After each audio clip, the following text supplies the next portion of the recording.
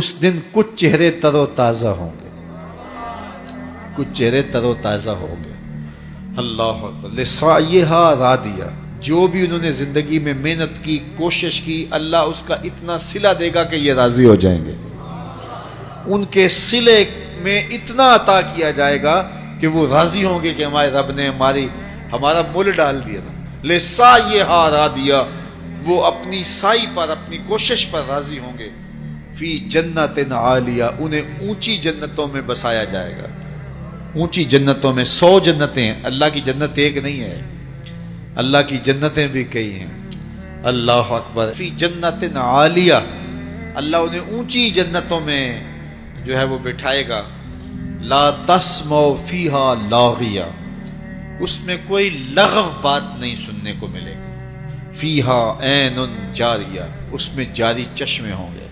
4 چشمے ہوں گے جنت میں۔ یہ آج کل چشموں کے کنارے یا دریاؤں اور نہروں کے کنارے آبادیاں بن رہی ہیں نا، کہ مختلف نہروں کے کنارے کا ویو ہوتا ہے تو بندہ خوش ہوتا ہے کہ چلتی نہر کا منظر ہے۔ یہ گدلا میلا کچیلا پانی، پھر بھی انسان چلتے ہوئے پانی سے لطف لیتا ہے۔ لیکن جنت کے جو چشمے ہوں گے وہ 4 چشمے قرآن نے بتائے، اور چاروں کا پانی کیسا ہوگا؟ ایک چشمہ خالص دودھ کا ہوگا، ایک چشمہ خالص شہد کا ہوگا، ایک چشمہ خالص شراب کا ہوگا، اور ایک چشمہ خالص پانی کا ہوگا۔ یہ 4 چشموں کی نہریں ہوں گی جنت میں، جو پوری جنت میں جو ہے وہ گھوم رہی ہوں گی، اور ان چاروں چشموں کے کنارے پھر جنتی آباد ہوں گے۔ بلکہ حضور نے فرمایا کہ جانور بھی ہوں گے جو ان چشموں کے اندر نہا رہے ہوں گے، اور فرمایا بختی اونٹوں کی گردنوں کے برابر اتنے اتنے قد کے جانور ہوں گے۔ تو حضرت عمر نے کہا کہ حضور پھر تو مزہ آ جائے گا، دودھ کی نہر میں بختی اونٹ کی گردن کے برابر جانور کلکاریاں مارتے ہوں گے، تو ان کو دیکھنے کا پھر سرور تو اپنا ہی ہوگا نا۔ تو کہا حضور پھر تو مزہ آ جائے گا۔ کہا عمر صرف دیکھنے کا مزہ نہیں، وہ کھانے کے لیے بھی ملیں گے، وہ بھون کے کباب بن کے تمہارے سامنے بھی ہوں گے، پھر بھی مزہ آئے گا۔ تو کیا لطف ہوگا جنت کا، یہ میرا رب بیان کر رہا ہے۔ فیہا سرر مرفوعہ، اس میں بچھے ہوئے بستر ہوں گے، لگے ہوئے پلنگ ہوں گے، اونچے پلنگ، مرفوعہ رفت والے، واکواب موضوعہ، اور رکھے ہوئے کوب، رکھے ہوئے گھڑے، اور رکھے ہوئے سلیقے سے سجائے ہوئے برتن ہوں گے۔ ونمارق مصفوفہ، اور بچھے ہوئے قالین ہوں گے۔ وزرابی مبسوسہ، اور پھیلی ہوئی چاندنیاں ہوں گی، چاندنیاں پھیلی ہوئی ہوں گی، قالین بچھے ہوئے ہوں گے، اور کوزے رکھے ہوئے ہوں گے، اونچے پلنگ لگے ہوئے ہوں گے۔ فیہا عین جاریہ، اور یہ چشموں کے کنارے منظر ہوں گے۔ جنت کا ماحول ہوگا، کوئی لغو بات سننے کو ملے گی نہیں، کوئی ہڑبوں، کوئی ہلا گلا، کوئی ایسی بات ہوگی نہیں۔ اور جنت کا منظر ہوگا، سب سے بڑی دولت جنت میں یہ ہوگی کہ اللہ جنتیوں کو اپنا دیدار نصیب فرمائے۔ اچھا، ایک روایت میں آتا ہے اللہ جنتیوں کو بلائے گا، اور بلائے گا اردیتم، جنتیوں کیا تم راضی ہو گئے ہو؟ تو جنتی آگے سے کہے گے ما لنا اللہ نرضا، مالک ہمیں کیا ہوا کہ ہم راضی نہ ہوں، ہمیں وہ ملا جو ہمارے تصور میں بھی نہیں تھا۔ جنت وہ ہے کہ جو کسی آنکھ نے دیکھی نہیں، جو کسی کان نے سنی نہیں، اور کسی دماغ نے اس کا تصور نہیں کیا۔ آپ کوئی بھی تصور کر لیں، ایسی ہوگی، ایسی ہوگی، ایسی ہوگی، آپ اپنی ذہنی صلاحیتوں کو مہمیز لگائیں، اور بڑے سے بڑا جو ہے، جو دنیا کے نظارے دیکھ چکا ہے، وہ سارے نظاروں کو جمع کر کے کوئی منظر خود ساختہ بنائے، لیکن جنت اس سے بھی اچھی ہوگی۔ تو جب جنتی جنت میں جائیں گے تو ان کا تصور تک نہیں ہوگا جو انہیں وہاں ملے گا۔ تو وہ کہیں گے، اللہ فرمائے گا راضی ہو؟ تو وہ کہیں گے ما لنا اللہ نرضا، ہمیں کیا ہوا کہ ہم راضی نہ ہوں؟ دوسرے لفظوں میں یوں کہہ لیں، وہ کہیں گے اسی تے مالک گوڈے گوڈے راضی ہیں۔ اللہ فرمائے گا میں تمہاری جھولی میں ایک اور شے ڈالنے لگا ہوں، تم بالکل راضی ہو جاؤ گے۔ تو وہ کہیں گے میرے رب کوئی کسر ہی نہیں رہ گئی، اب اور کیا باقی رہ گیا؟ اللہ فرمائے گا میں ایک اور شے دینے لگا ہوں، وہ تمہیں ملے گی، تم بالکل راضی ہو جائیں گے۔ تو وہ جھولی پھیلا لیں گے کہ مالک تیری مرضی، ویسے کوئی کسر تو نہیں رہ گئی۔ تو اللہ تعالیٰ فرمائے گا وہ شے یہ ہے کہ میں تمہارے اوپر راضی ہو گیا ہوں، اب کبھی بھی ناراض نہیں ہوگا، اور یہ چیز جنتیوں کو نہال کر دے گی۔ تو اللہ تعالیٰ جنت کے اس نقشے کو بیان کیا جو ان لوگوں کو عطا کرے گا جن کے عقیدوں میں جمال ہے اور جن کے عمل میں حسن ہے، جو عقیدے بھی خوبصورت رکھتے ہیں، جن کے عقیدوں میں شرک نہیں ہے، جن کے عقیدوں کے اندر بے ادبیاں نہیں ہیں، جن کے عقیدوں کے اندر گستاخیاں نہیں ہیں، جن کے عقیدوں کے اندر بدعات نہیں ہیں، جن کے عقیدوں کے اندر جو ہے وہ خرابیاں نہیں ہیں، اور جن کا عمل کوتاہیوں سے پاک ہے، یہ وہ پاک لوگ جو ہیں اللہ تعالیٰ جل شانہ ان کو یہ نعمتیں عطا کرے گا۔ تو اللہ تعالیٰ جل شانہ ہمیں سب کو جنت کی بہاریں نصیب فرمائے۔ قرآن نے جنت مانگنے کی ترغیب دی ہے، احادیث میں جنت طلب کرنے کی ترغیب موجود ہے، جنت کی تحریص دلائی گئی ہے۔ قرآن مجید کے ورق ورق پہ جنت کے تذکرے پھیلے ہیں، جنت میں بہتی ہوئی نہروں کی کہانیاں بیان کی گئی، مائے معین، کوثر، سلسبیل اور جنت کی دوسری نہروں کا ذکر کیا گیا ہے، اس کے باغ اور باغوں کے گھنے سائے، درختوں کے لٹکتے ہوئے خوشے اور مزیدار پھلوں کا ذکر، حور و قصور کی کہانیاں، جنت کا خوبصورت نورانی ماحول جنت کے نقشے قرآن نے بیان فرمائے ہیں، ورق ورق پہ جنت کی کہانیاں بیان فرمائی گئی ہیں۔ یہ اسی لیے بیان کی گئی ہیں کہ ہمارے دل میں اس کی حرص پیدا ہو، اس کی طلب جاگے، اور وہ اللہ کی رضا کا مظہر ہے۔ جنت مانگنا اللہ کی رضا مانگنا ہے۔ شریعت اسلامیہ میں جنت کی ترغیب دی گئی ہے، لیکن ہمارے بعض نعت خواں جنت کی اس طرح سے بات کرتے ہیں جس طرح کہ انہیں جنت کی چاہت ہی نہ ہو، بلکہ بعض جاہل شعراء کے شعروں میں جنت کا مذاق اڑایا گیا ہے، جبکہ اللہ نے جنت کو اہل ایمان کے لیے تیار کیا اور جنت کی کہانیاں بیان فرمائیں۔ اللہ کے محبوب علیہ السلام نے صحابہ میں بیٹھ کے جنت کی ترغیب اور تحریص دلائی، جنت کا شوق پیدا صحابہ کے دلوں میں کیا۔ اور یہاں نعت خان صاحب کہہ رہے ہیں کہ ہرے تو کیڑی جنت دا کرنا ہے تذکرہ، میاں اسی جنت کا جس جنت کا تذکرہ قرآن نے کیا ہے، اسی جنت کا جس جنت کے لیے رسول خدا صلی اللہ علیہ وآلہ وسلم نے کہا کہ جب رب سے مانگو جنت الفردوس مانگو، اسی جنت کا ذکر کر رہے ہیں میاں جس کے لیے حضور ہاتھ پھیلا کے اللہ سے جنت کی طلب کرتے تھے، اسی جنت کے لیے جس جنت کی صحابہ کو حضور نے بشارت دی ہے، ابو بکر فی الجنہ، عمر فی الجنہ، عثمان فی الجنہ، علی فی الجنہ، طلحہ فی الجنہ، زبیر فی الجنہ، عشرہ مبشرہ کو بشارتیں دی ہیں، اسی جنت کا ذکر کر رہے ہیں، اسی جنت کا شوق سینوں کے اندر پالے ہوئے ہیں۔ تو جنت اللہ کی رضا کا نام ہے۔ تو حسنات دنیا جب طلب کی جاتی ہیں تو دنیا کی نعمتیں ہیں، اور جب حسنات آخرت طلب کی جاتی ہے تو اس میں سے نمایاں چیز جنت ہے، اور جنت اہل ایمان کا ٹھکانہ ہے، اور اتنی عالی مرتبت جگہ ہے، نہ کسی آنکھ نے ایسی جگہ دیکھی، نہ کسی خیال نے ایسا کوئی نقشہ سوچا، نہ تصور میں کوئی منظر لایا جا سکتا ہے جو اللہ جنت میں نصیب فرمائے گا۔ جنت ایسا ماحول تمہیں فراہم کرے گی کہ وہاں لا یسمعون فیہا لغوا ولا تاثیما، وہاں نہ اسم گناہ کی بات آپ کو سننے کو ملے گی اور نہ ہی کوئی لغو بات آپ کو سننے کو ملے گی۔ اللہ اکبر، وہ چیزیں جو آپ سننا چاہیں گے آپ کے کانوں تک وہی چیزیں پہنچیں گے۔ تو کیسا منظر ہوگا کہ آپ کی طبیعت پر جو شاک بنے، آپ کی طبع نازک پر جو گراں ہو، وہ چیز آپ کو سننے کو بھی نہیں ملے گی۔ موت ختم ہو گئی، موت کو بھی موت آ گئی، اب ابدی زندگی ہے، اور جنتی خوش ہو جائیں گے۔ اللہ تعالیٰ انہیں فرمائے گا کہ جنتیوں راضی ہو، وہ کہیں گے ما لنا لا نرضى، ہم کیوں راضی نہیں ہوں گے، ہمیں تو وہ ملا جس کا ہم تصور بھی نہیں کر سکتے تھے۔ اللہ فرمائے گا میں تجھے کچھ اور دینے لگا ہوں جس سے تم بالکل راضی ہو جاؤ گے۔ تو وہ کہیں گے مالک تیری مرضی، ہماری جھولی طلب کی پھیلی ہے، ورنہ کوئی شے رہ تو نہیں گئی جو ہمیں ملی نہ ہو۔ تو اللہ تعالیٰ فرمائے گا وہ شے یہ ہے کہ میں اعلان کر کے تمہیں بتاتا ہوں کہ میں تمہارے اوپر راضی ہو گیا ہوں، اب کبھی بھی ناراض نہیں ہوں گا۔ اور یہ چیز جنت والوں کے لیے خوشی کا باعث ہوگی کہ رب اب کبھی بھی ہم پہ ناراض نہیں ہوگا۔ اللہ اکبر۔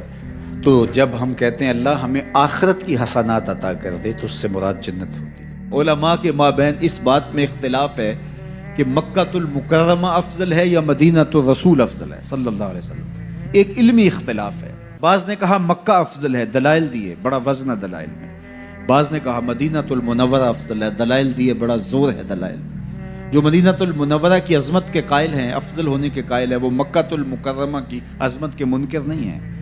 جو مکہ المکرمہ کے افضل ہونے کے قائل ہے، وہ مدینہ المنورہ کی عظمت کے منکر نہیں ہیں۔ یہ علمی اختلاف ہے، دلائل ہے دونوں جانب۔ بعض نے کہا مکہ شریف افضل، بعض نے کہا مدینہ شریف افضل۔ شیخ عبد الحق محدث دہلوی نے ایک تیسرا مسلک پیش کیا، وَأَنْتَ حِلٌّ بِهَذَا الْبَلَدِ سے روشنی لے کر کے۔ بعض نے کہا مکہ شریف افضل، بعض نے کہا مدینہ شریف افضل۔ شیخ فرمانے لگے جب حضور مکے میں تھے تو مکہ افضل تھا، جب مدینے آ گئے تو مدینہ افضل ہو گیا۔ جدھر جدھر سے وہ گزرتے گئے مجد و شرف بھی پیچھے پیچھے رہا۔ چند لمحوں کے لیے ٹھہرے تھے تم جس پیڑ کے نیچے، چند لمحوں کے لیے ٹھہرے تھے تم جس پیڑ کے نیچے، سنا ہے آج تک اس پیڑ کا سایہ مہکتا ہے۔ مکے میں تھے تو مکہ افضل تھا، مدینے میں تھے تو مدینہ افضل تھا۔ ایک بار وہ جدھر سے گزرے ہیں نصیر، ایک بار وہ جدھر سے گزرے ہیں نصیر، بار بار ادھر سے بہار گزری ہے۔ تو جو مکے میں تھے تو مکہ افضل تھا، مدینے میں آ گئے تو مدینہ افضل ہے۔ تو شرف مکان کا نہیں ہوتا، شرف مکین کا ہوتا ہے۔ حضرت شیخ شہاب الدین سہروردی علیہ رحمہ سے کسی نے کہا کہ میں ایک مسئلہ پوچھنا ہے۔ آپ نے کہا پوچھئے۔ کہا کہ اس کائنات میں سب سے افضل جگہ کون سی ہے؟ تو شیخ نے فرمایا بیٹا وہی جگہ جہاں حضور تشریف فرما ہے۔ تو مرید نے دوسرا سوال کیا، اگر سب سے افضل جگہ وہ ہے تو پھر ہم جنت کی آرزو کیوں کرتے ہیں؟ تو شیخ نے جو جواب دیا سنیے۔ فرمانے لگے بیٹا جب حضور یہاں ہیں تو یہ جگہ افضل ہے، جب جنت میں ہوں گے تو وہ افضل ہوگی۔ تو مکے میں ہیں تو مکہ افضل، مدینے میں ہیں تو مدینہ افضل، جنت میں ہیں تو جنت افضل۔ جدھر جدھر سے گزرتے جائیں گے مجد و شرف بھی پیچھے پیچھے رہے گا۔ اور یہ میرا جوش خطابت نہیں ہے، میں اس پر ایک حدیث آپ کے سامنے رکھنا چاہتا ہوں کہ شرف مکان کا نہیں، شرف مکین کا ہوتا ہے۔ آپ نے تو یہ مسئلہ علماء سے سنا ہے کہ اگر لوگوں کو پتہ چل جائے کہ پہلی صف کا شرف کیا ہے، اجر کا حجم معلوم ہو کہ کتنا اجر ہے، تو وہ کہیں ہم نے تو کھڑے ہی پہلی صف میں ہونا ہے، تو اس پہ کوڑا ڈالا جایا کرے، اس پہ الجاؤ ہو جایا کرے۔ اب پہلی صف کون سی ہے؟ یہ جو محراب کے ساتھ والی صف ہے یہ پہلی صف ہے نا۔ لیکن اگر امام مصلی اٹھا کر کے برآمدے میں لے جائے تو مجھے بتاؤ یہ پہلی صف رہے گی؟ اس کو شرف نصیب رہے گا؟ شرف برآمدے کی صف میں چلا جائے گا، اور امام وہاں سے بھی مصلی اٹھا کے صحن میں چلا جائے تو بتاؤ برآمدے کی صف کو صف اول کا شرف نصیب رہے گا؟ تو یار صدیاں گزرنے کے بعد میرے جیسا امام مصلی یہاں رکھے تو شرف یہاں ہو، مصلی وہاں رکھے تو شرف وہاں ہو، مصلی برآمدے میں ڈال لے تو شرف برآمدے میں ہو، مصلی چھت پہ لے جائے تو شرف چھت پہ ہو، مصلی صحن میں رکھے تو شرف صحن میں ہو۔ یہ تو 14 صدیاں گزرنے کے بعد میرے جیسا شخص مصلی بدل جائے تو شرف پیچھے پیچھے ہو۔ تو نبیوں کا امام مکے میں ہو تو شرف مکے کو ملے، مدینے میں ہو تو شرف مدینے کو ملے، جنت میں ہو تو شرف جنت کو ملے۔ جدھر جدھر سے گزرتے جائیں گے مجد و شرف بھی پیچھے پیچھے رہے گا۔ تو کہا قسم ہے مجھے اس شہر کی، یعنی شہر مکہ کی۔ اور شہر مکہ کی قسم کیوں کی گئی؟ کہا محبوب اس شہر میں تو جو رہتا ہے، اس شہر کی گلیوں نے تیرے قدم جو چومے ہیں، اس شہر کی ہواؤں نے تیرے سانسوں کی مہک جو سونگھی ہے، تیرے انفاس کی مہک پھیلی ہے شہر کے کوچہ و بازار میں، اس لیے مجھے قسم کے محبوب یہاں تو رہتا ہے۔ یہاں کعبہ ہے، مقام ابراہیم ہے، چاہے زمزم ہے، عزتوں کے مقام اپنی جگہ پہ معتبر، لیکن محبوب مجھے قسم اس لیے کہ یہاں تو جو رہتا ہے۔ اللہ کے محبوب علیہ الصلوۃ والسلام نے جو ہے وہ ذکر فرمایا، الا اخبرکم باہل الجنہ، میں تمہیں اہل جنت کے بارے میں خبر نہ دوں؟ تو ظاہر ہے صحابہ نے جھولیاں پھیلا دیں اور عرض گزار ہوئے کہ ضرور ارشاد فرمائیے، چونکہ ان کو یہ آرزو تھی کہ ہم اہل جنت سے ہو جائیں، اور دوزخ سے اللہ کی پناہ مانگتے تھے۔ اور یہ بات ذہن میں رکھیے گا کہ دوزخ اللہ کی رضا کا مظہر ہے، جنت اللہ کی رضا کا مظہر ہے، اور دوزخ اللہ کے قہر و غضب کا مظہر ہے۔ مطلب کیا؟ اللہ جس سے راضی ہوگا اس کو جنت عطا کرے گا، اور جس سے ناراض ہوگا اس کو جہنم میں ڈال دے گا۔ تو جنت کی طلب کرنا یہ اللہ کی رضا مانگنا ہے، اس کی خوشنودی طلب کرنا ہے، اور دوزخ سے پناہ طلب کرنا یہ اللہ جل شانہ کے قہر و غضب سے پناہ طلب کرنا ہے اور اس کی امان مانگنا ہے۔ تو اس لیے ہمیں جنت مانگنے کا حکم دیا گیا، دوزخ سے پناہ مانگنے کی تلقین کی گئی، اور میرے اور آپ کے آقا و مولا نے اپنے غلاموں سے کہا کہ جب بھی اللہ سے مانگو تو جنت الفردوس مانگو، یہ جنت کا اعلیٰ درجہ ہے۔ تو اللہ ہم سب کو جنت کے اعلیٰ مرتبے عطا کرے اور نار دوزخ سے ہمیں محفوظ فرمائے، آتش دوزخ سے ہماری حفاظت فرمائے۔ تو ہر صحابی کی یہ آرزو تھی، تمنا تھی کہ ہم جنت کے مستحق ٹھہریں۔ تو فرمایا کہ الا اخبرکم باہل الجنہ، میں تمہیں اہل جنت کے بارے میں خبر نہ دوں؟ تو پھر ارشاد فرمایا الضعفاء المظلومون، جو کمزور ہیں اور مظلوم ہیں وہ اہل جنت ہیں، ایمان کی شرط کے ساتھ۔ جو مسلمان کمزور ہیں، ظلم و ستم سہتے ہیں، تو آقا کریم نے فرمایا کہ وہ اہل جنت ہیں، چونکہ بہت سارے ان کے گناہ، ان کا کفارہ، ان پر ہونے والے ظلم بن جاتے ہیں۔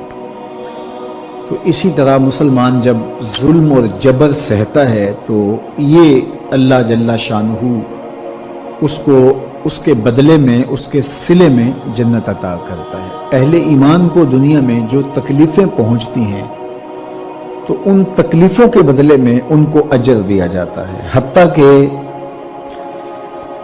جو اہل ایمان کے پاؤں میں کانٹا بھی چبھتا ہے اللہ اس کی بھی ان کو جزا عطا کرتا ہے۔ اور ایک حدیث پاک میں آتا ہے کہ اہل بلا کو جو قیامت کے دن اجر و صلہ عطا کیا جائے گا تو لوگ آرزو کریں گے کاش کہ ہماری کھال اور ہمارا جسم لوہے کی کینچیوں سے کاٹ دیا گیا ہوتا، تو آج جو صلہ اس کا حشر کے روز دیا جا رہا ہے۔ تو مظلوم بن جائیں، کبھی ظالم نہ بنیں، چونکہ ظلم قیامت کے اندھیروں میں سے ایک اندھیرا ہے، اور مظلومیت یہ دخول جنت کا سبب اور ذریعہ ہے۔ تو حالات میں بعض کا اس طرح کی صورت بن جاتی ہے کہ یا آپ ظالم بنیں یا آپ مظلوم بنیں، تو اس وقت مظلوم بننے کو اختیار کر لیجئے گا، ظالم کبھی بھی نہ بنیے گا، چونکہ ظالم کا ٹھکانہ آتش دوزخ ہے اور مظلوم کی جگہ اللہ کی جنت ہے۔ تو اللہ کے محبوب علیہ السلام نے فرمایا الضعفاء المظلومون، جو مظلوم کمزور لوگ ہیں وہ اہل جنت میں سے ہیں۔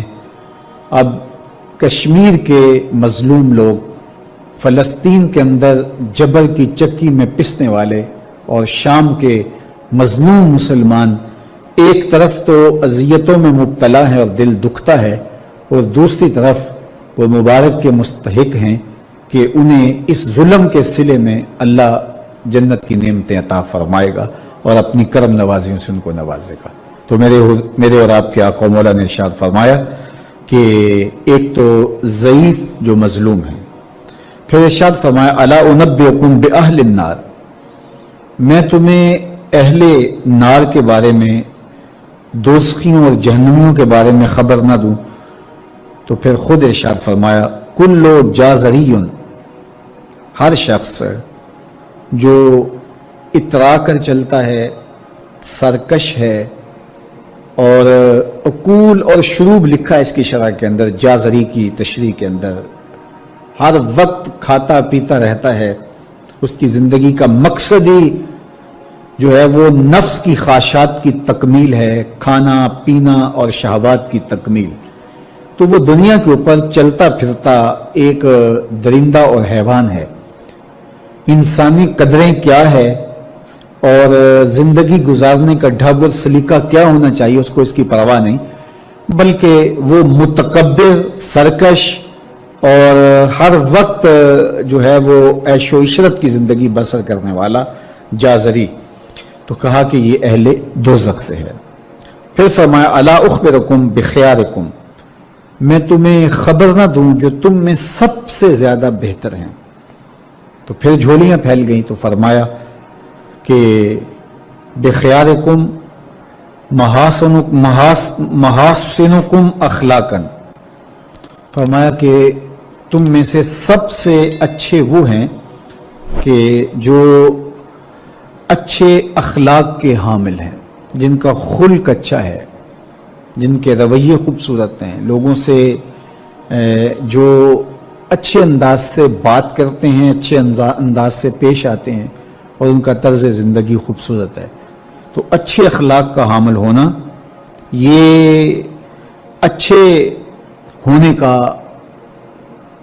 ثبوت اور دلیل ہے. اور پھر آقا کریم علیہ السلام نے فرمایا الا انبئکم بشرارکم، میں تم میں سے جو شریر ترین لوگ ہیں ان کی خبر دوں.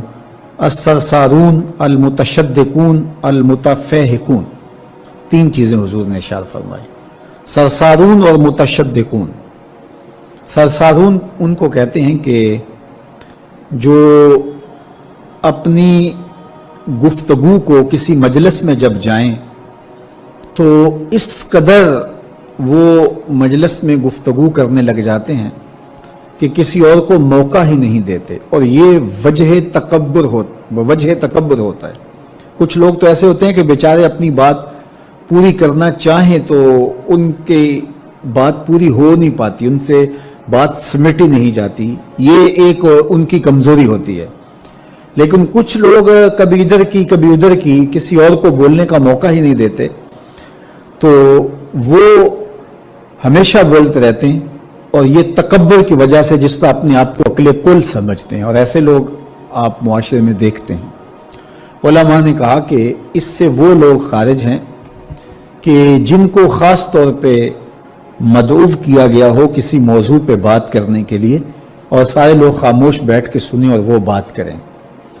تو کسی سے بوڑھا بزرگ تھا، کوئی دانشور تھا، اسی طرح علماء کو بلایا جاتا ہے تو ان کو کہا جاتا ہے ہمیں کوئی نصیحت کیجئے، تو وہ بات کرتے ہیں تو لوگ از خود ان کو سننے کے لیے آمادہ ہوتے ہیں اور تیار ہو کے بیٹھے ہوتے ہیں. تو وہ آدھا گھنٹہ پونا گھنٹہ وہی بولتے رہتے ہیں.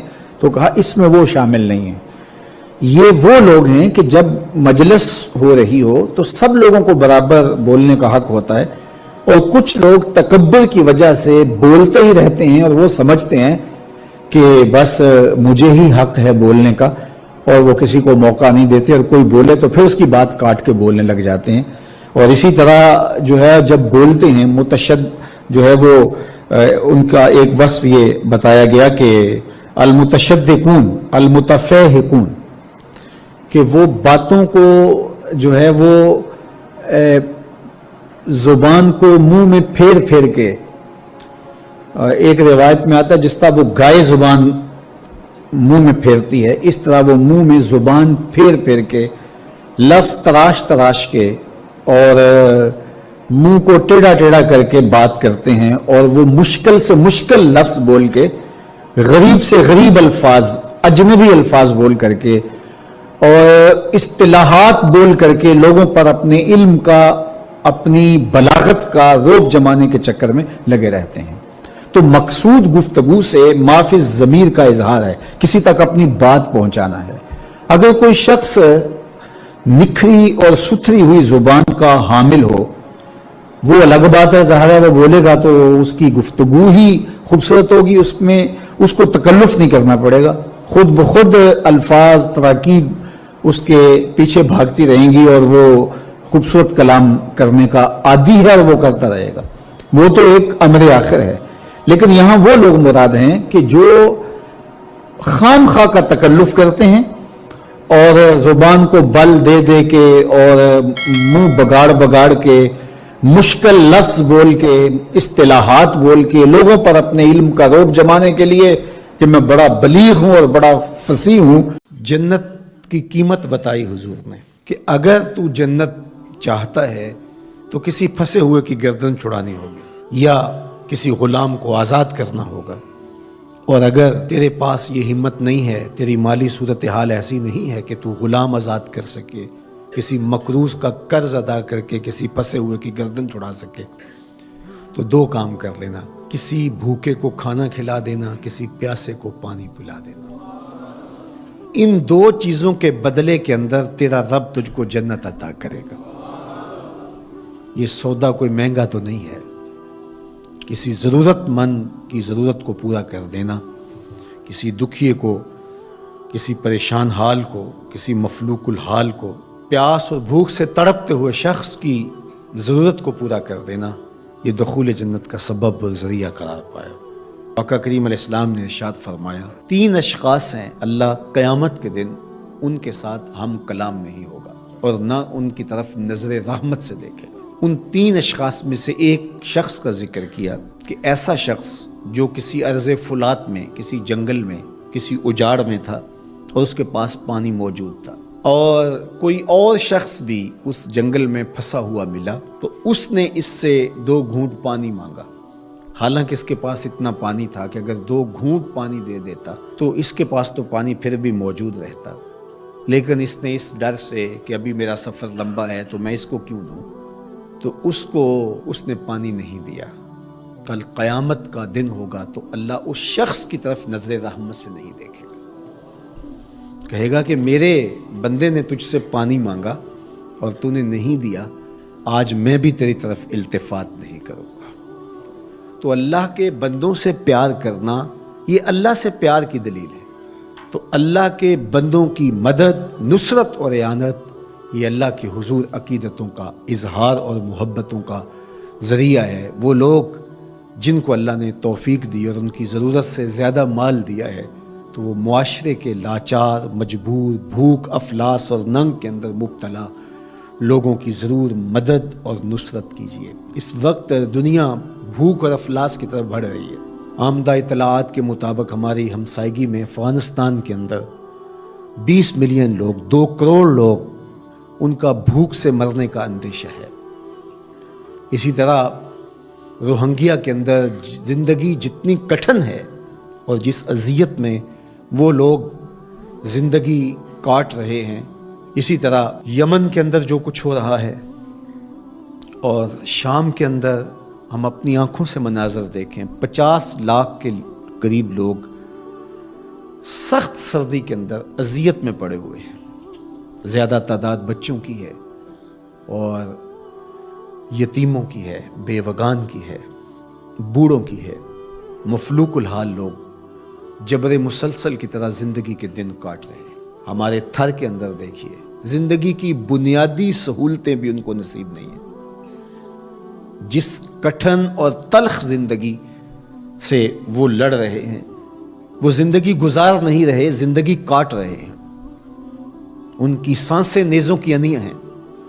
اذیت، تکلیف، بھوک، ننگ، افلاس، فاقے، بے چینی، اضطراب، دکھ، محرومیاں.